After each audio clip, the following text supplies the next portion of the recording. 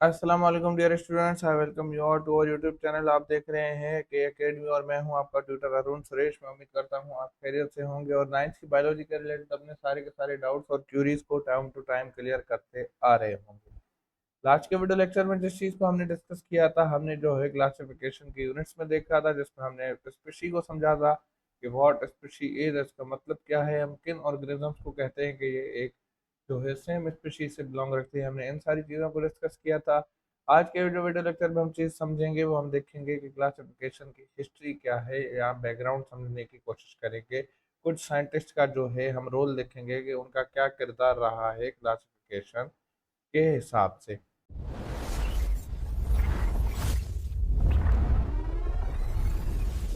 अब यहाँ पर नंबर फर्स्ट पर जो साइंटिस्ट की बात की गई है, वहाँ पर जो है एरिस्टोल की बात की गई है। इसको कोई लोग एरिस्टोटल पढ़ते हैं, कोई काफ़ी जो है एरिस्टोल पढ़ते हैं। यहाँ पर टी साइलेंट करते हैं तो प्रोनाउंसिएशन काफ़ी मुख्तलिफ होती है। आप इसको प्रोनाउंस कर सकते हैं दोनों तरीकों से। अब यहाँ पर कह रहा है one of the first attempt to the systematic classification of the living organism. आपने इस चीज़ को याद रखना है कि जो सबसे पहला अटेम्प्ट था क्लासिफिकेशन, वो किसका था? तो वो आपको याद रखना है कि वो फर्स्ट अटेम्प्ट जो था एरिस्टोल का था।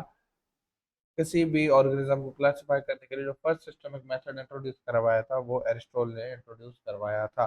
सेकेंडली यहाँ पर ये कह रहा है कि divided animals into group such as those with blood and without blood. इन्होंने मतलब ऑर्गेनिजम्स को क्लासिफाई किया था ऑन द बेसिस ऑफ के कौन से वर्टिब्रेट्स हैं और कौन से इनवर्टिब्रेट्स हैं। हमने कोऑर्डिनेट्स और नॉन कोऑर्डिनेट्स हमने आगे बढ़ाने इन चीज़ों को पढ़ना है, पर इन्होंने जो है इनकी बेस क्या थी चीज़ों को क्लासिफाई करने की? इन्होंने ऑर्गेनिजम्स को क्लासिफाई किया था on the basis of the blood versus without blood. अब ब्लड से मुराद यहाँ पर ये है कि वो वर्टिब्रेट्स और इनवर्टिब्रेट्स के बेसिस के ऊपर इन्होंने ऑर्गेनिजम्स को क्लासिफाई किया था। थर्ड पॉइंट पर ये कह रहा है used observable traits like habits, reproduction and body parts. मतलब जैसे हम कैरेक्टरिस्टिक्स के ऊपर जो है चीज़ों को क्लासिफाई कर सकते हैं, इन्होंने भी कुछ ऐसे ही ट्रेड्स उठाए थे जिसमें उनकी हैबिटेट, जहाँ पर जिस एरिया में वो रहते हैं, उनका रिप्रोडक्शन का वे क्या है, उनका मेथड क्या है, उनके बॉडी पार्ट्स के बेस पर इन्होंने उन ऑर्गेनिजम्स को क्लासिफाई किया था उन ग्रुप्स के अंदर। ठीक है। फिर दूसरे जो है तरीकों से अगर कोई एक जो ऑर्गेनिज्म होते हैं, कुछ जो है बर्थ देते हैं बाय डिफरेंट मेथड्स, कुछ जो है लाइव बर्थ देते हैं, जिस तरह ह्यूमन बींग जो है अपने ऑफस्प्रिंग को बर्थ देते हैं, कुछ जो है एग ले करते हैं, फिर उन्हीं एग से उनका शेयर रप्चर होके ऑर्गेनिज्म उन्हीं से बाहर निकलता है। तो ये कुछ अलग अलग तरीके थे जिनकी वजह से एरिस्टोल ने जो है क्लासिफिकेशन की थी ऑर्गेनिजम्स की। अब सेकंड यहाँ पर जो साइंटिस्ट डिस्कस किया गया है वो है अल जहेर, जो कि 776 जो है बीसी में, ये यहाँ पर करेक्शन होगी, जिन्होंने अपनी जो है बोर्न ईयर इनका ये है। अब यहाँ पर ये कह रहा है अरब मैथमेटिशियन। ये सारे एमसीक्यूज ही हैं जो आपके बोर्ड में आपसे पूछे जाते हैं। अल जहेर जो है एक अरब मैथमेटिशियन थे। वो थे तो अपनी फील्ड के हिसाब से मैथमेटिशियन ही, मगर उन्होंने जूलॉजी की फील्ड के ऊपर अपना बहुत सारा काम किया। ये इस चीज़ से आप मोटिवेशन लें कि अगर आपकी फील्ड ये है तो आप उसी फील्ड तक महदूद नहीं रहते, आप दूसरी चीज़ें भी ट्राई कर सकते हैं। जैसा कि अलजैज बाजार तो खुद एक मैथमेटिशियन थे। एक आजकल के बच्चे कहते हैं कि हम जो है इंजीनियरिंग के थे, हम बायो के थे, इसलिए हमें बायो नहीं आती, हमें मैथ नहीं आती। पर एक बंदा यहाँ पर खुद वो मैथमेटिशियन है, मगर उसने जो है बहुत सारे, यहाँ पर अलजैज की मैं बात कर रहा हूँ, कैसे उन्होंने जूलॉजी की फील्ड में आकर कैसे बहुत सारे एनिमल्स को जो है उन्होंने क्लासीफाई यहाँ पर जो है डिस्क्राइब करने में उन्होंने अहम किरदार अदा किया। उन्होंने उनके बिहेवियर्स के बारे में हमें बताया था कि उनका बिहेवियर कैसा है, उनके हैबिटेट्स जो जिस जगह पर वो रहते हैं और उनका क्या इंटरेक्शन है दूसरे ऑर्गेनिजम्स के दरमियान में और इन्वायरमेंट के दरमियान में, उनका क्या रिलेशन है, ये सारी चीज़ें हमें अरब मैथमेटिशियन अल जहिज ने बताई थी। यहाँ पर ये कह रहा है he describe many kind of animal. उन्होंने बहुत सारे जो है जानदारों को, एनिमल से मुराद यहाँ पर ऑर्गेनिज्म की बात हो रही है कि उन्होंने बहुत सारे ऑर्गेनिजम्स को क्लासिफाई किया था, उनके बारे में वजाहत करके बताया था, उनके बिहेवियर को, उनके डिजीज को, किस तरह से वो रहते हैं और उनका क्या किरदार है, उनका क्या कंट्रीब्यूशन है हमारी इस जो है इन्वायरमेंट में, हमारी इकोसिस्टम में। उन सब चीज़ों को उन्होंने डिस्कस किया था। तो एरिस्टोटल ने हमें बताया था, उन्होंने हमने फर्स्ट सिस्टमेटिक वे दिया था चीज़ों को क्लासिफाई करने का। उन्होंने जो हमें बेसिस दी थी वो दी थी हमें वर्टिब्रेट्स और नॉन वर्टिब्रेट्स के दरमियान, इन्होंने जो है डिफरेंशिएट करके क्लासिफाई किया था। सेकेंडली उनके जो रहने का अंदाज था, उनकी रिप्रोडक्शन, उनका वे ऑफ गिविंग बर्थ, इन सारी चीज़ों के ऊपर उन्होंने उन ऑर्गेनिजम्स को क्लासिफाई किया था।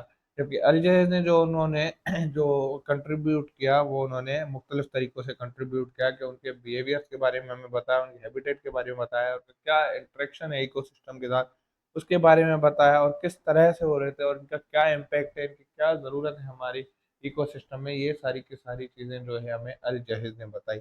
लास्ट जो साइंटिस्ट इस वीडियो लेक्चर में हम डिस्कस करेंगे वो हम डिस्कस करेंगे कार्लस लीनियस को।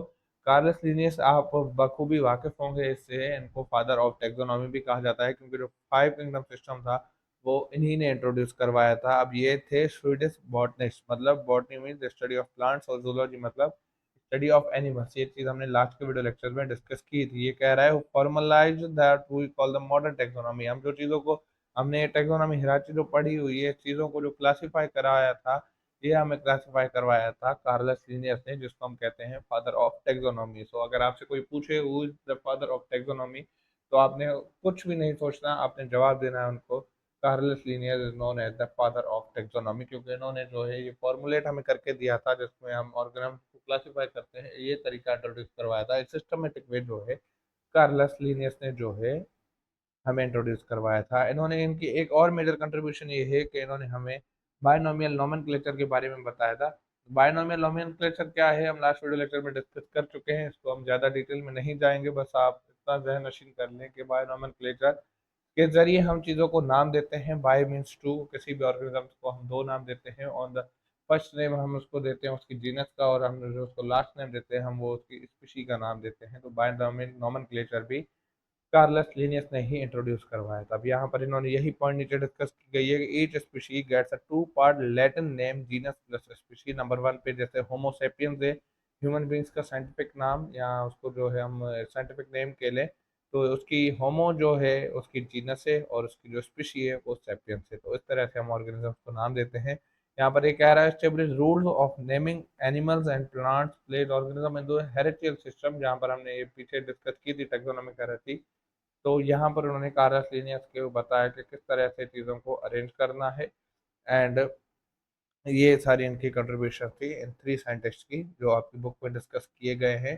हमने आज डिस्कस की क्लासिफिकेशन की हिस्ट्री को, हमने थ्री डिफरेंट साइंटिस्ट देखे कि इनका क्या किरदार रहा है क्लासिफिकेशन में, इन्होंने क्या क्या कंट्रीब्यूशन की, और मैं उम्मीद करता हूँ इनका रोल आपको बखूबी समझ आ गया होगा। सिंपल है, इतना कोई मुश्किल नहीं है। तो नेक्स्ट के वीडियो लेक्चर में हम जो चीज़ डिस्कस करेंगे वो हम अपने किंगडम क्लासिफिकेशन को शुरू करेंगे आहिस्ता आहिस्ता से टू फिर थ्री एंड आगे हम बढ़ते जाएंगे, तो फाइव किंगडम सिस्टम तक हम जो है इंशाल्लाह इसको कवर कर लेंगे। तब तक अपना बहुत सारा ख्याल रखिएगा, दुआ में याद रखिएगा। Thank you so much for watching.